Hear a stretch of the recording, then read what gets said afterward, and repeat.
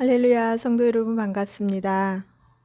오늘 이 시간 우리에게 허락하신 하나님의 말씀은 구약성경 예레미야 21장 11절에서 14절입니다. 예레미야 21장 11절에서 14절 말씀입니다. 함께 합독하시겠습니다. 유다 왕의 집에 대한 여호와의 말씀을 들으라.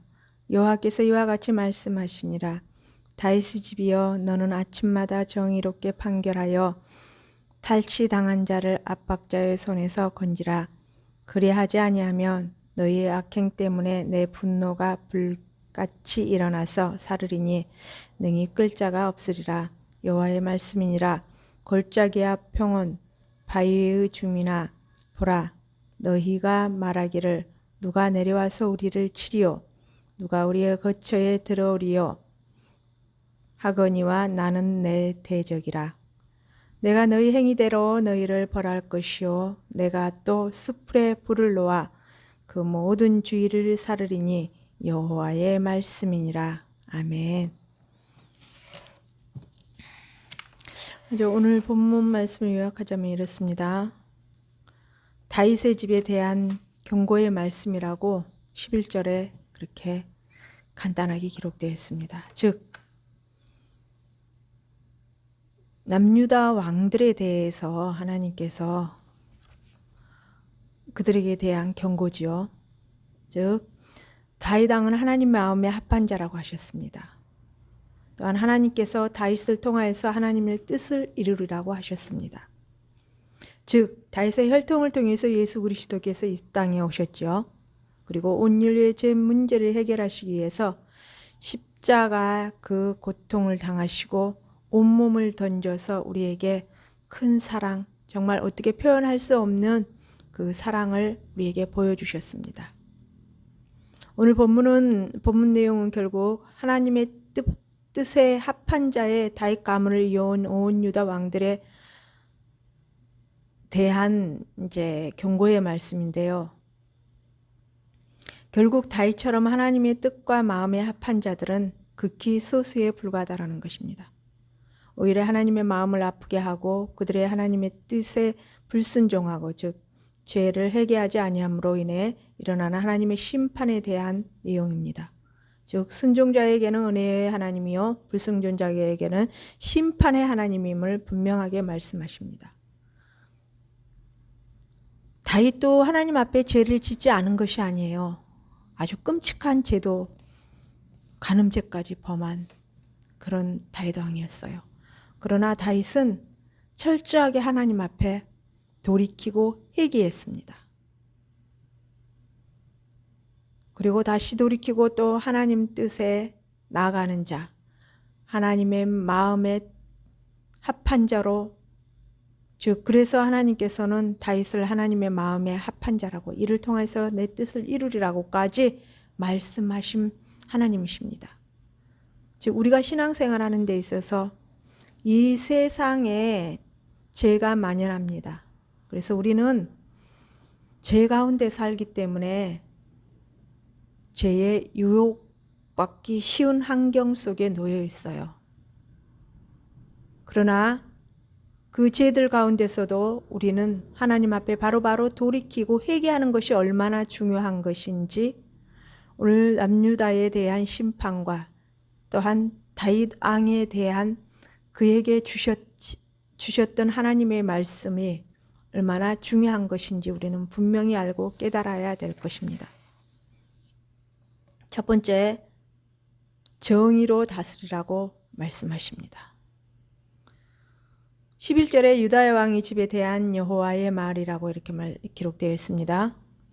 유다 왕의 집이란 유다 왕가를 가리키는 것이며, 그 왕가의 기원을 문을 열어준 다윗을 이제 대조적으로 생각나게 하는 그 말씀입니다. 그들의 선조 다윗은 하나님의 법에 따라 공의롭게 통치함으로 하나님의 축복 가운데 이스라엘을 번영으로 인도할 수 있었던 왕이었습니다. 그러나 분열 왕국 시대의 대다수 왕들은 다윗과는 달리 불순종과 배도의 길, 즉 멸망의 길을 자초하였던 것입니다. 12절을 함께 읽겠습니다. 다윗의 집이여 너는 아침마다 정의롭게 판결하여 탈취당한 자를 압박자의 손에서 건지라. 그리하지 아니하면 너희의 악행 때문에 내 분노가 불같이 일어나서 사르리니 능히 끌 자가 없으리라는 것입니다. 즉 이 유다 백성들과 유다 왕들의 그 악행 때문에 하나님께서 그 하나님의 그 분노가 불같이 일어나는데 그것을 그 심판의 불을 끌 자가 없다라는 것입니다. 그것은 공의 미시파트를 베푸는 것입니다. 그리고 아침마다 라는 이 표현에 있어서는 낮에 더위를 피해 아침 시간에 성문에서 열리던 소송 사건을 염두에 둔 표현인 것 같습니다. 고대 근동 지역에서 왕들이 주요 인물들 중에서 하나가 바로 이 정의를 관장하는 것이었습니다. 따라서 왕이란 정의의 수호자였던 것이죠. 즉 인간적인 방법으로 아니라 하나님의 방법으로, 즉 하나님의 성품인 그 정의로 다스리라는 것입니다. 이스라엘에는 이런 의무가 더욱 강조되었죠. 왜 그랬을까요? 하나님께서 택한 하나님의 거룩한 백성으로 하나님께서 인치신 민족이기 때문입니다. 솔로몬 왕은 하나님께 다른 그 무엇보다도 선과 악을 분별할 지혜를 주실 것을 겸손하게 간구하였습니다. 즉 열왕기상 3장과 역대하 1장에 이렇게 기록된 내용으로 우리가 흔히 많이 기억하고 있죠. 솔로몬 왕이 세워진 다음에 하나님께 지혜를 구하는 내용이 기록되어 있습니다. 열왕기상 3장 9절을 읽어드리겠습니다. 누가 주의 이 많은 백성을 재판할 수 있으리까? 듣는 마음을 종에게 주사 주의 백성을 재판하여 선악을 분별하게 하옵소서라고 기록되어 있습니다. 이 지혜는 세상에서 오는 지혜가 아닙니다. 하나님께서 주시는 그 참 지혜인 것입니다. 이 지혜로, 즉 인간적인 방법이 아닌 하나님의 성품이신 정의로움으로 백성들을 치리하고 다스리고자 하였던 것입니다. 이것이 세상의 악을 처단하고 깨끗하고 청렴한 세상이 될 것을 우리는 미리 살펴보고 예견할 수가 있습니다. 둘째로 하나님께서 유다의 대적이라고까지 말씀하시죠. 13절에 한번 같이 읽어보겠습니다. 여호와의 말씀이니라. 골짜기와 평원 반석의 거민들아 보라, 너희가 말하기를 누가 내려와서 우리를 치리요 누가 우리의 거처에 들어오리요 하거니와 하나님께서는 이렇게 말하고 있습니다. 이 유다 백성들이 이 예루살렘을 살고 있는 이들 백성들. 이 내용을 보건대 바위가 그들을 숨겨주고 또한 요새처럼 그들을 이렇게 숨겨주고 있는 그 지형적인 그런 부분으로 보아서 이들을 과연 누가 찾아서 이들을 대적하고 이들을 심판하겠느냐는 것이죠. 그러나 하나님께서는 말씀하십니다. 내가 너의 대적이다. 내가 너희들의 대적이라고 이렇게 두려운 말씀을 하십니다. 공동 번역 성경에서는 계곡을 굽어보는 예루살렘아, 또한 벌판에 우뚝 솟은 바위야라고 번역했고요. 요새로서의 예루살렘의 지형적 이점을 시각적으로 잘 드러내주는 내용이었습니다. 유다 백성은 지리적 이점 때문에 예루살렘이 난공불락의 요새로 생각하고 하나님의 심판을 선포하는 예레미야의 예언을 비웃었습니다. 오히려. 그러나 예레미야의 입을 통하여서 하나님께서는 선포하게 하시죠. 나 여호와는 너희의 대적이라. 너무나 두려운 말씀입니다. 하나님께서 유다의 편이 돼 주셔야 되는데 오히려 유다의 대적이라고 하십니다.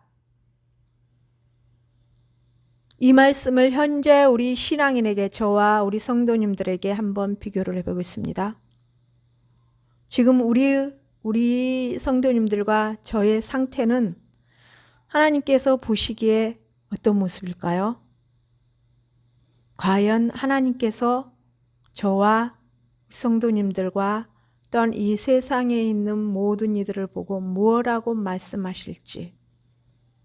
하나님은 항상 말씀드리지만 정말 예수님을 십자가에 못 박혀 돌아가시게 하실 만큼 자기 자식을, 저 자신을 위해서, 우리 성도님들을 위해서 내놓으실 만큼 그 크신 사랑을 우리에게 주시는 그 은혜의 하나님이시지만은 분명한 것은 또한 죄를 회개하지 아니하고 죄를 돌이키지 아니하고 죄로서 하나님을 대적하는 자리에 서 있고 하나님을 배교하고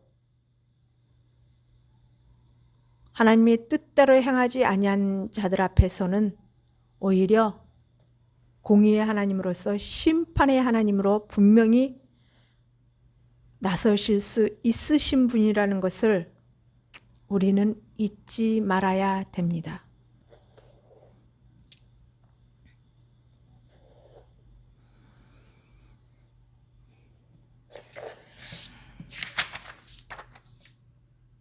(14절에) 내가 너희 행위대로 너희를 벌할 것이요 라고 되어 있습니다. 내가 또 수풀에 불을 놓아 그 모든 주위를 사르리라. 제 본절은 앞절과는 달리 여기서 너희는 2인칭 남성의 복수로 표현되고 있는데요. 이는 예루살렘 사람들을 가리키는 것입니다. 즉 수풀을 불에 사른다라는 것은 하나님의 심판을 나타내는 전형적인 이미지 중에 하나인 것입니다. 주께서 이스라엘을 벌하시리라의 제목의 주제로 기록된 이사야 9장 8절에서 21절 중의 말씀 중에 그 중에서 18절에 한번 읽어드렸습니다. 대저 악행은 불타오르는 것 같으니 곧 찔레와 가시를 삼키며 빽빽한 숯불을 살라 연기가 위로 올라가게 함과 같은 것이라. 또한 이사야 10장 5절에서 19절 말씀, 하나님의 도구인 아수르라는 제목으로 기록된 말씀 중에 18절에 이렇게 기록되어 있습니다. 그의 숲과 기름진 밭의 영광이 전부 소물되리니 병자가 점점 쇠약하여 같을 것이라. 이 두 말씀을 비교하면은 정말 하나님을 대적하는 자들, 즉 배교하고 떠난 이들에게는 하나님의 질투의 불에 살라 소멸될 것임을 말씀하십니다. 십계명의 첫 계명이 무엇입니까?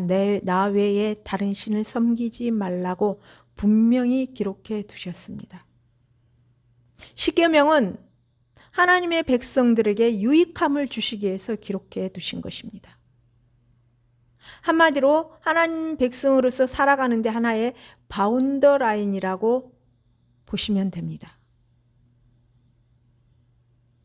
그런데 그 첫 계명인 하나님 외에 다른 신을 섬기지 말라고 하셨던 이 말씀을 이들은 철저하게 이방신을 섬기며 그것을 곧 성전 안에까지 끌어들여서 하나님의 질투심을 불타게 일으켰던 이들, 또한 이들과 비교하면서 이 말씀을, 기록된 이 말씀을 통하여서 우리는 하나님 앞에 어떻게 서야 되는지, 내 마음의 중심을 어디에 두어야 되는지 분명히 알고 깨닫고 하나님의 뜻대로 나아가는, 하나님의 은혜를 받아 누릴 수 있는, 하나님께서 준비해 놓으신 그 축복의 자리에 설 수 있는 그러한 참 지혜로운 자들로서 하나님이 기쁨이 되고 우리는 참 평안한 삶을 살아갈 수 있는,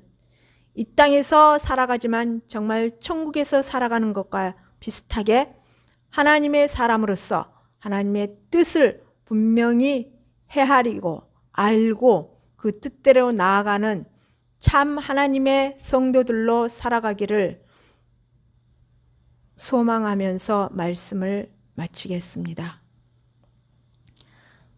살아계신 하나님 아버지 감사합니다. 은혜와 긍휼의 하나님 아버지 감사합니다. 오늘 또 이렇게 예레미야 선지자를 통해서 주셨던 이 말씀,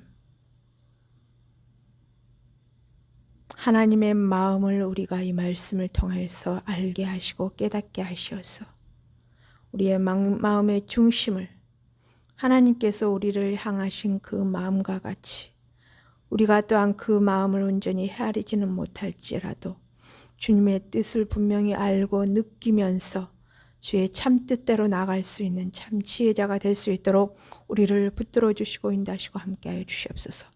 늘 말씀을 가까이 하고 무릎으로 하나님 앞에 나아가며 하나님 앞에 믿음을 구하고 마지막 때에 믿음으로 승리하여서 하나님의 기쁨이 되는 저희 성도 교회 성도님들과 제 자신이 될 수 있도록, 그래서 하나님 앞에 나갔을 때에 참 잘했다 칭찬받을 수 있는 참 지혜로운 자의 자리에 설 수 있도록 성령께서 이끌어 주시고 인도하시고 함께하여 주시기를 원합니다. 아버지, 저희들의 죄를 용서하여 주시옵시고 불쌍히 여겨 주시옵소서. 예수님의 이름으로 감사하며 기도 올리옵나이다. 아멘.